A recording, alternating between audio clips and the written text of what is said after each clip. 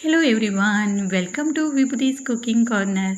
આજે આપણે બનાવીશું ગરમીઓમાં ખાવાની મજા પડે તેવી ખૂબ જ ટેસ્ટી અને બાળકોની ફેવરેટ ઓરિયો આઈસ્ક્રીમ બનાવીશું। તો તેના માટે અહીંયા મેં 1 લીટર ફૂલ ફેટ મિલ્ક લીધું છે। અહીંયા જ્યારે તમે કોઈ પણ આઈસ્ક્રીમ બનાવતા હો ત્યારે ફૂલ ફેટ મિલ્ક લેવું જરૂરી છે। અહીંયા મેં અત્યારે અમૂલ ગોલ્ડ દૂધનો ઉપયોગ કર્યો છે। અહીંયા જો ફૂલ ફેટ દૂધ હશે તો જ તમારી આઈસ્ક્રીમ બજાર જેવી ક્રીમી મસ્ત બનીને તૈયાર થશે। હવે અહીંયા દૂધને થોડું એવું મેં એક નાના બાઉલમાં અલગથી કાઢી લીધું છે। હવે તેમાં 3 થી 4 ટેબલસ્પૂન જેટલું કોર્નફ્લોર ઉમેરીશું। અહીંયા આ આઈસ્ક્રીમમાં હું કસ્ટર્ડ પાવડરનો જરા પણ ઉપયોગ નથી કરવાની, કારણ કે આપણે ઓરિયો આઈસ્ક્રીમ બનાવી રહ્યા છીએ તો તેમાં વેનીલા ફ્લેવરનો કસ્ટર્ડ પાવડર એડ કરીશું તો સ્વાદ સારો નહીં આવે, માટે અહીંયા હું કોર્નફ્લોરનો ઉપયોગ કરીને જ આઈસ્ક્રીમ બનાવીશ। તો અહીંયા મેં 3 ચમચી જેટલો કે 4 ચમચી જેટલો કોર્નફ્લોરની સ્લરી બનાવી લઈશું અને જરા પણ લમ્સ ન રહે તેવી મસ્ત સ્લરી બનીને તૈયાર છે।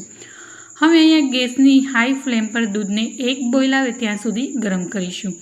અહીંયા અત્યારે આ સ્ટેજ ઉપર આપણે હાઈ ફ્લેમ પર જ દૂધને ઉકાળીશું અને ચમચાની મદદથી આવી રીતના તળિયે સુધી ચમચો પહોંચે ત્યાં સુધી એને સતત થોડી વારે ચલાવતા રહીશું, જેથી દૂધ છે તળિયે બેસી ન જાય।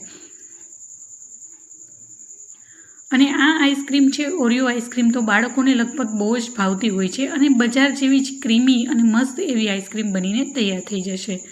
હવે અહીં આપણે દૂધ છે એ થોડું ગરમ થવા લાગ્યું છે અને આવી રીતના ચમચાથી સતત મિક્સ કરતા રહીશું। હવે એક બોઇલ આવી ગયો છે। હવે આ સ્ટેજ ઉપર ગેસની ફ્લેમને સ્લો કરી દઈશું। તો તમે જોઈ શકો છો મસ્ત એવું આપણું દૂધ છે ઉકળી ગયું છે। હવે તેમાં આપણે જે કોર્નફ્લોરની સ્લરી બનાવી છે તેમાં ઉમેરી દઈશું।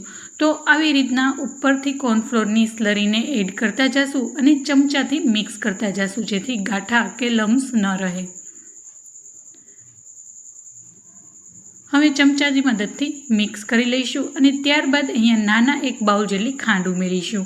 અહીંયા ખાંડ છે એ મેં નાના બાઉલ જેટલી જ ઉમેરી છે, કારણ કે ઓરિયો બિસ્કિટ છે એ ટેસ્ટમાં મીઠા હોય છે, માટે આપણે અહીંયા એક નાના કપ જેટલી છે એટલી ઇનફ થઈ જશે। અહીંયા જો તમારે વધારે સ્વીટનેસ નાખવી હોય તો તમે વધારે પણ ખાંડ ઉમેરી શકો છો।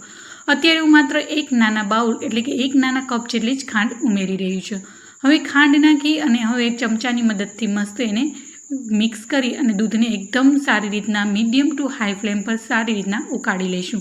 જેમ દૂધ ધીમે ધીમે ઉકળશે એમ દૂધ છે એ ઘટ્ટ થવા લાગશે। તો તમે જોઈ શકો છો દૂધ છે એ ધીમે ધીમે ઘટ્ટ થવા લાગ્યું છે। હવે હજી એને થોડી વાર માટે એને ઉકાળીશું। હવે દૂધ સારી રીતના ઉકળી ગયું છે। હવે ગેસની ફ્લેમ બંધ કરી અને નીચે લઈ લઈશું। તો હવે આ દૂધને પંખા નીચે અડધો કલાક માટે એકદમ સારી રીતના ઠંડુ થવા દઈશું।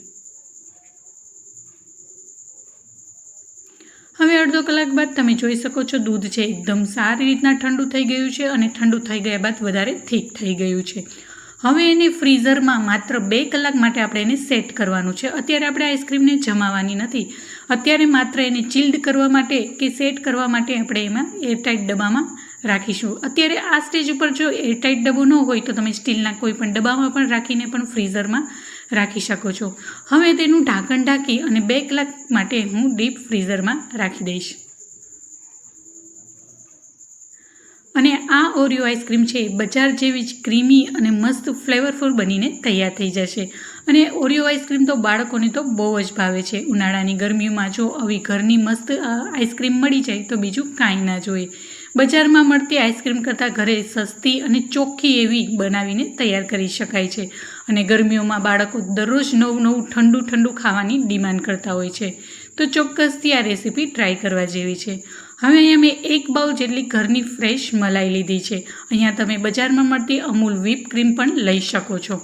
જો ઘરની ફ્રેશ ક્રીમનો ઉપયોગ કરતા હો તો માત્ર 2 થી 3 દિવસની મલાઈ હોય તેનો જ ઉપયોગ કરવાનો છે, જેથી આઈસ્ક્રીમ છે સરસ બનશે। હવે મલાઈ એકદમ ઠંડી છે, માટે આવી રીતના વિસ્કરની મદદથી સારી રીતના મિક્સ કરી લઈશું। ત્યારબાદ હેન્ડ બીટરની મદદથી એને બીટ કરી લઈશું, એટલે એકદમ સારી રીતના તેને ફેટી લઈશું।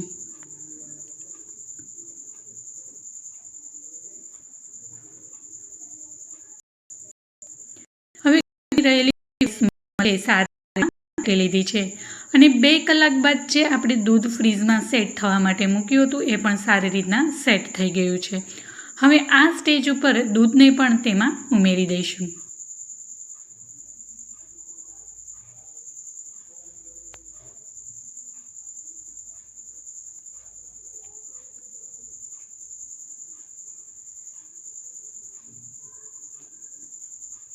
તો તમે જોઈ શકો છો ઠંડુ થઈ ગયા બાદ દૂધ એકદમ ઘટ્ટ બની ગયું છે.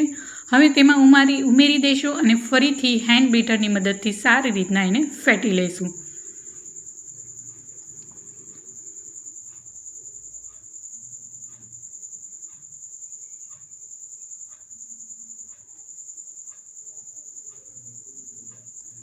હવે બધું જ મિશ્રણને મેં સારી રીતના ફેટી લીધું છે.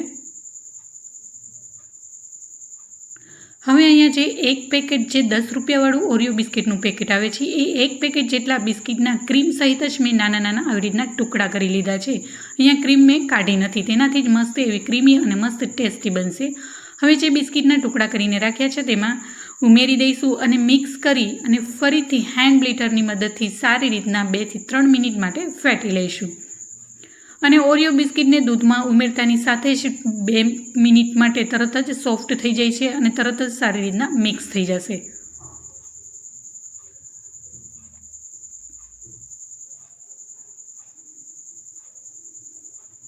હવે સારી રીતના મેં ઓરિયો બિસ્કિટ ઉમેર્યા બાદ ફેટી લીધું છે. હવે તેને ફરીથી એ જ એરટાઇટ ડબ્બામાં હું એને ભરી દઈશ. અહીંયા તમે કોઈ પણ એરટાઇટ ડબ્બો હોય તેમાં ભરી શકો છો, અથવા તો તમારે સારો એવો સ્ટીલનો ડબ્બો હોય તેમાં પણ તમે આવી રીતના ઉમેરી અને બનાવી શકો છો. તો મસ્ત એવો આપણે બધી જ આઈસ્ક્રીમને તેમાં ઉમેરી દીધી છે. હવે ઉપરથી ફરીથી ઓરિયો બિસ્કિટના નાના ચંક્સને આવી રીતના ઉપરથી ઉમેરી દઈશું.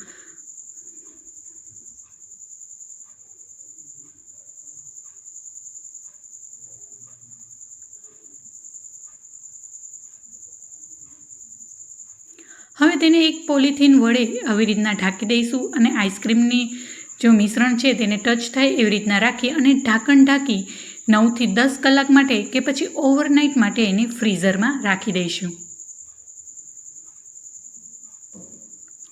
હવે મેં આ આઈસ્ક્રીમને ઓવરનાઇટ માટે રાખી હતી. તમે જોઈ શકો છો મસ્ત એવી સારી રીતના સેટ થઈ ગઈ છે અને બાળકોને તો જોતાં જ મોઢામાં પાણી આવી જશે અને તુરત જ ખાવાનું મન થઈ જશે.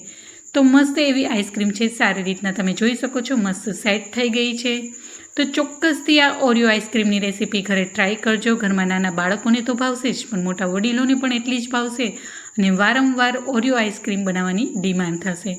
હવે એને સર્વિંગ કરી લઈશું. તો મસ્ત એવી તરત જ ઠંડી કુલ ઓરિયો આઈસ્ક્રીમને આપણે સર્વ કરીશું. વેકેશનમાં બાળકોને ગરમીઓમાં બહારથી રમીને આવ્યા હોય, ઠંડા કોલ્ડ ડ્રિંક્સ પીવાનું મન થાય કે પછી આઈસ્ક્રીમ ખાવાનું મન થતું હોય છે. જો તમે આવી રીતના ઘરે આઈસ્ક્રીમ બનાવશો તો બજાર કરતો ચોખ્ખો અને સસ્તો ઘરે બનીને તૈયાર થશે. અને આ ઘરનો આઈસ્ક્રીમ છે એટલે ગળામાં ઇન્ફેક્શન પણ નહીં થાય કે ઉધરસ પણ નહીં થાય કે ગળું પણ નહીં બેસી જાય.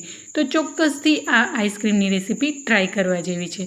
હવે તેને ગાર્નિશિંગ કરીશું ચોકલેટ સિરપ અને સાથે ઓરિયો બિસ્કિટથી.